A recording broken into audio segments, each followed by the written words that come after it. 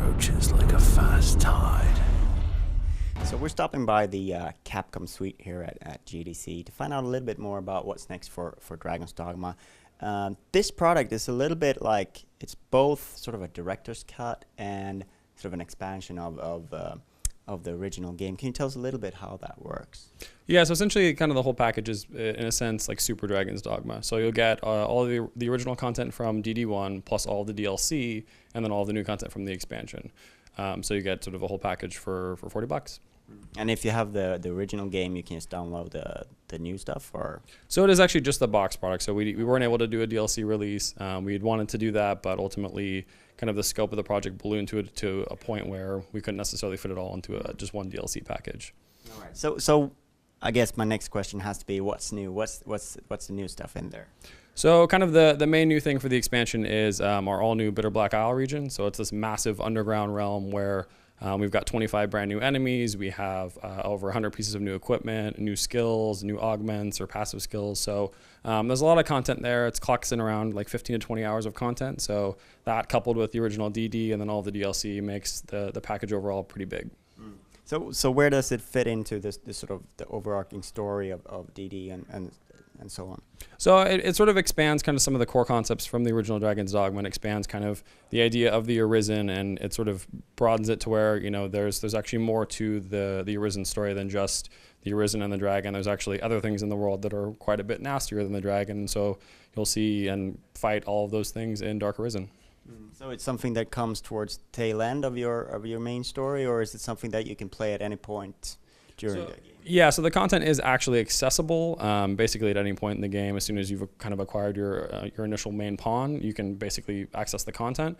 It is geared towards higher level players, so you want to be at least level 30 or 50 to at least touch the first areas of Bitter Black Isle, and then the kind of nether regions of Bitter Black Isle, like the really low end content or the bottom of the dungeon, will be definitely geared towards higher level players.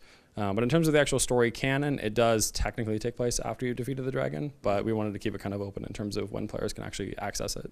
Yeah. All right. So if you buy the game, you're not forced to sort of play through the entire game, then get to it. So. Yeah, no. You'll be able to actually import your save game as well. So you'll be able to continue your journey as your existing character. And then we have thrown in a few incentives as well. So you'll get 100,000 Rift Crystals, you'll get 6 new costumes, and then you'll also get an Eternal Fairy Stone, which will allow for unlimited fast travel. So we're giving those things are sort of like a little thank you for people who played the original DD.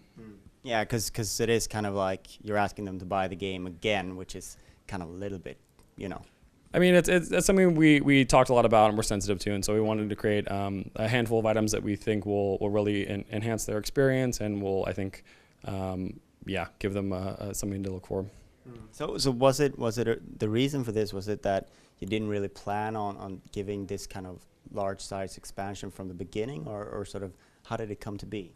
Yeah, I mean, I think early on, the scope of it did sort of, it kind of ballooned as we got into it. And then when we were looking at the game just from a technical standpoint, some of the hooks weren't really there to do an expansion of this size. And it became a question of, well, do we want to sacrifice portions of the content that we really want to have in there, or, you know, just to make it DLC, or should we just do kind of a full package? So ultimately we decided for a full package, and, you know, I hope people will play it.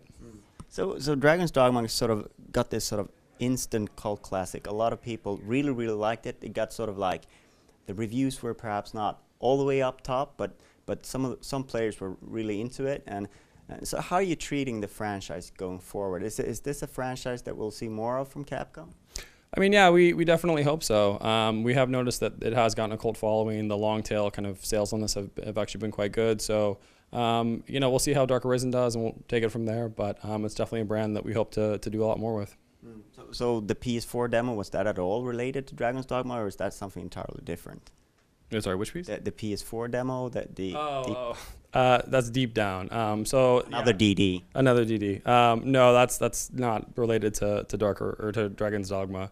That is a separate project. And what's the time schedule for Dark Arisen, and when will we see it come out? So Dark Arisen will be out in the US on April 26th, or April 23rd rather, and it'll be out in Europe on April 26th. So and a month. Both PS3 and 360? PS3 and 360, yep. Thank you very much for your time. Great. Thanks.